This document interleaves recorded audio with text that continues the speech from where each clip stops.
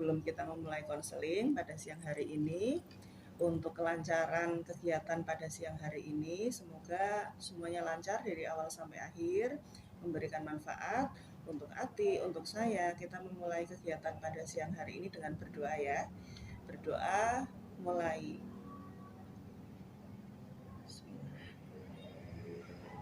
Berdoa dicukupkan.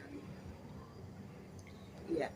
Gimana kabarnya untuk siang hari ini tadi baik ya? Iya. Baik, tapi kok agak ini ya, agak gelisah kelihatannya. Ya, karena memang ada yang di itu ya, ada yang memang ingin diungkapkan dari kegiatan ini tadi. Baik, sebelumnya Ibu mengucapkan terima kasih atas kehadiran Ati di ruang ini ya, seperti janjian kita beberapa minggu yang lalu untuk melaksanakan konseling individu.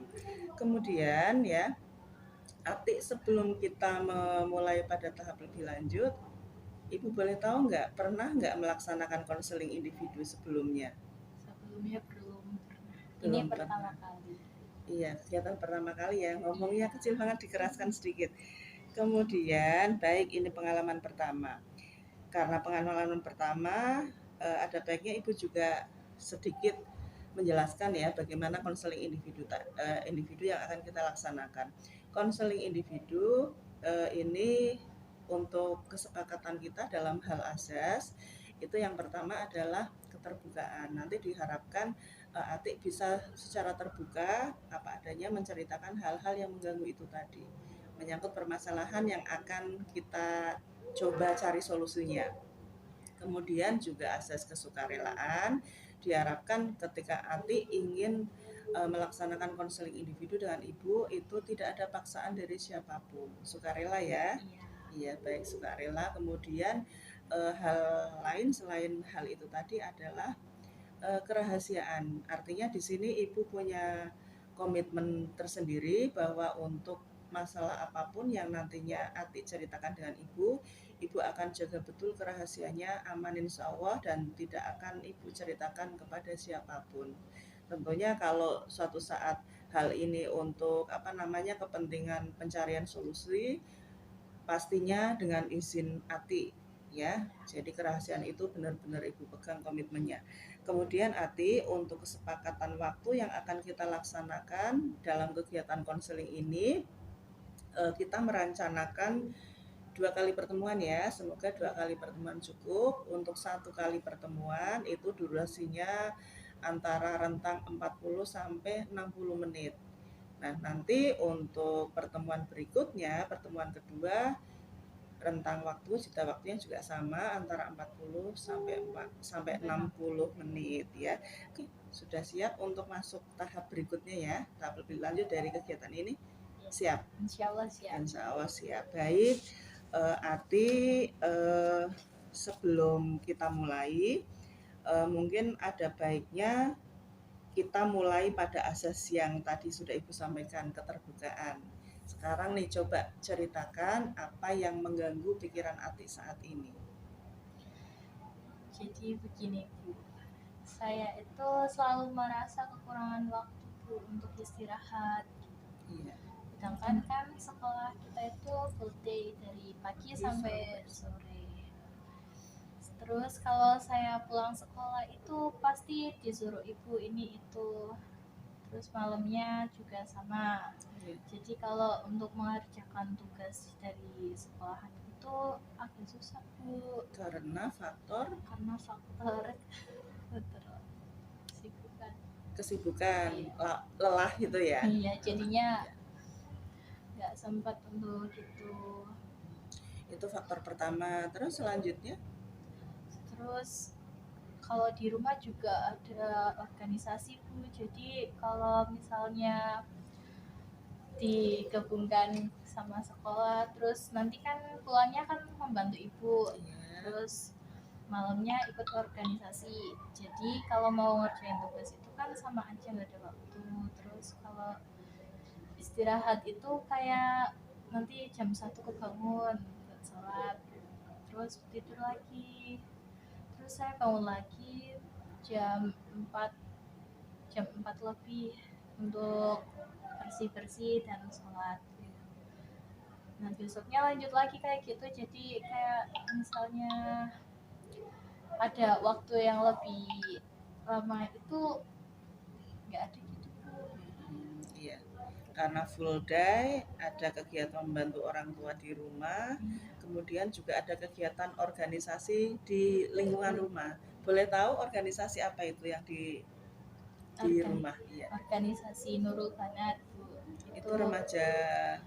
Untuk berarti untuk mengajarkan anak kecil pada bisa ngaji gitu Bu. Semacam TPG. Iya, tapi itu ngajinya itu langsung di rumahnya pindah-pindah Bu. Berarti kamu sebagai ustazahnya di sini, sebagai pengajar ngajinya itu tadi. Penontonnya gitu. Oh iya, berarti kamu berpindah rumah dari rumah satu ke rumah yang lain.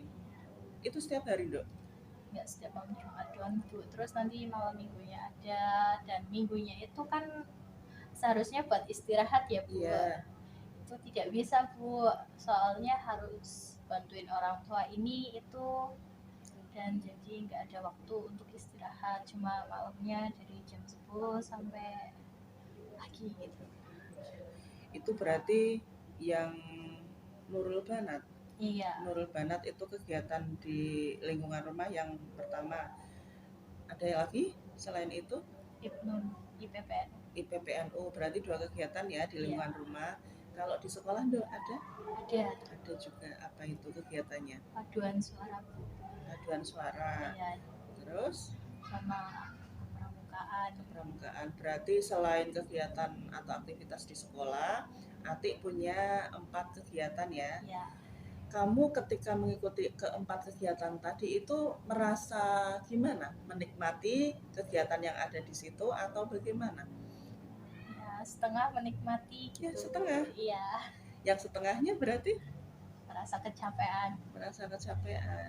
Berarti kalau boleh saya simpulkan, dari satu sisi kamu senang mengikuti kegiatan itu, tapi dari satu sisi yang lain kamu merasa kelelahan, sehingga dari kelelahan yang kamu alami tadi, ketika ada tugas, ada PR yang harus terselesaikan, kamu menjadi sudah sangat lelah dan ketiduran, nggak sempat mengerjakan itu.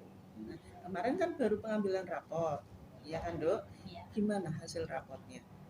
Agak kecewa Bu sedikit. Karena nilai agamanya lebih rendah daripada yang lain. Padahal ustazah ya, guru ngaji. Terus yang lain?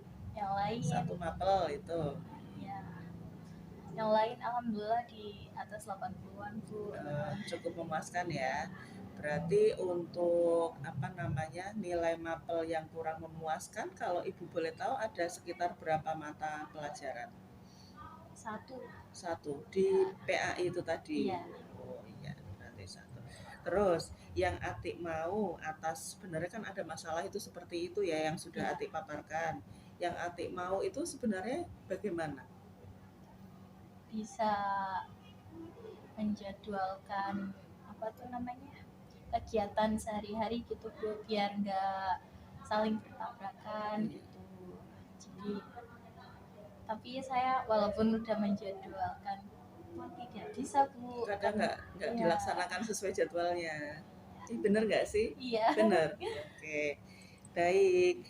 Berarti itu tadi ya, apa yang sudah diungkapkan Ati menyangkut hal-hal yang mengganggu saat ini adalah, Ibu boleh menyimpulkan dikit ya ini, bahwa ada beberapa kegiatan ekstra di sekolah, 2, kemudian ada 2 kegiatan di lingkungan rumah, yaitu tadi sebagai pembimbing belajar ngaji untuk adik-adik di sekitar rumah, dan kedua dan IPPNU ya. Lumayan banyak sih, ada 4 kegiatan ya. Jadi apa yang disampaikan Ati tadi cukup merasa lelah, kemudian kebingungan untuk membagi waktunya, karena sekolah kan tidak hanya sekolah terus selesai. Di balik itu kan ada tugas, ada PR, dan ada kewajiban lain yang harus diselesaikan. Ternyata terteter karena faktor kelelahan mengikuti kegiatan itu tadi. Itu yang pertama. Yang kedua, bahwa kegiatan yang dilaksanakan Ati saat ini itu sebenarnya dinikmati, cuman dari satu sisi yang lain batinnya Ati mengatakan, kok dengan kegiatan begini kok saya merasa kelelahan, akhirnya kewajiban sebagai pelajar itu tidak terlaksanakan dengan baik. Nah, Tadi ketika ibu menanyakan mata pelajaran apa nih yang sekiranya nilainya kurang memuaskan, itu ternyata yang lainnya sudah cukup memuaskan, hanya di pelajaran PAI yang ada kekurangan menurut Ati. Nah, baik ya. Itu beberapa permasalahan yang sudah Ati paparkan dengan Ibu. Nah, dalam self management yang akan Ibu laksanakan pada kegiatan konseling kita hari ini, tahapnya adalah ada 3 tahap. Yang pertama adalah monitoring diri. Monitoring diri atau observasi diri terkait dengan evaluasi atau target yang ingin dicapai itu terlaksana atau enggak. Nah, dalam reinforcement ini kamu punya waktu sekitar 1 minggu ya untuk kita dari pertemuan kita yang sekarang ke pertemuan kedua. Nanti untuk pertemuan kedua kita laksanakan 1 minggu kemudian. Nah, dalam kurun 1 minggu berjalan tersebut, dari pertemuan kita yang pertama ke pertemuan yang kedua, ternyata sumber masalah yang selama ini membuat Atik sering melamun, katanya kadang sok marah, itu karena faktor ini tadi 2, tapi target belum tercapai secara maksimal. Coba sekarang Ibu pengen dengar komitmen kamu setelah mendapatkan layanan bimbingan konseling individu ini. Merefleksikan. Nyaman, terus merasa lega gitu Bu. Iya, sudah ada pemahaman lebih jauh ya, Iya. tentang manajemen waktu ini tadi ya, tahu apa yang harus dilakukan. Baik, saya kira untuk kegiatan konseling kedua hari ini sudah bisa kita cukupkan ya. Tadi sudah merasa nyaman, sudah merasa tahu apa yang harus dilakukan. Nanti akan Ibu tutup kegiatan pada hari ini, namun ada beberapa hal yang saya minta Atik lakukan juga ya. Ini tentang pengisian data, inform konsen, kemudian tentang screening konseling tadi diisikan juga, dan yang terakhir adalah evaluasi proses dan evaluasi hasil. Namun sebelum pengisian data tersebut diisikan Ati, kita tutup dulu kegiatan pada siang hari ini. Tadi sudah dibuka dengan doa, kita akhiri dengan doa. Alhamdulillah berjalan dengan lancar sesuai yang kita inginkan. Berdoa dimulai. Berdoa selesai.